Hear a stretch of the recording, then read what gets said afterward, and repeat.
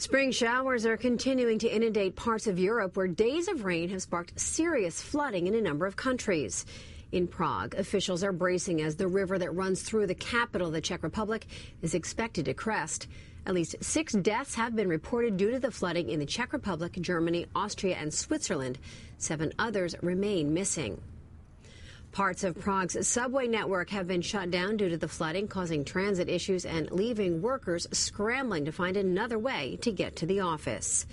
Meanwhile, in Germany, just 30 miles from the Czech border, a state of emergency. Water levels have surpassed the ground floors in Passau, one of the cities hit worst by the flooding. The city sits at the confluence of 3 rivers, including the Danube. Germany has deployed hundreds of troops to help reinforce flood defenses. This is a place known as the City of 3 Rivers. It is where 3 German rivers meet. And what a dramatic meeting it was.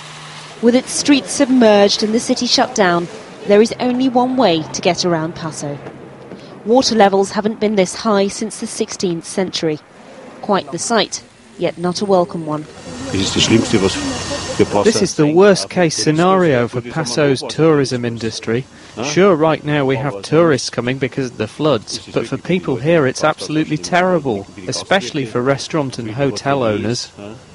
And one restaurant owner simply gave up. We tried to scoop up the water, but now the fight is over. Now the pumps do not help anymore.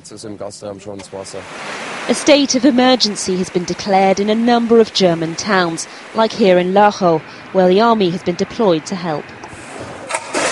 In the neighbouring Czech Republic, volunteers piled up sandbags to try and stop the swollen Vltava river overwhelming Prague. A city normally heaving with tourist trade seemed to be at a standstill.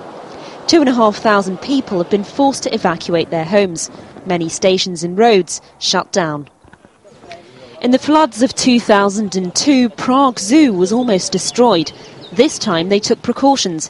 Almost all the animals have been evacuated, except for those who are quite familiar with a lot of water.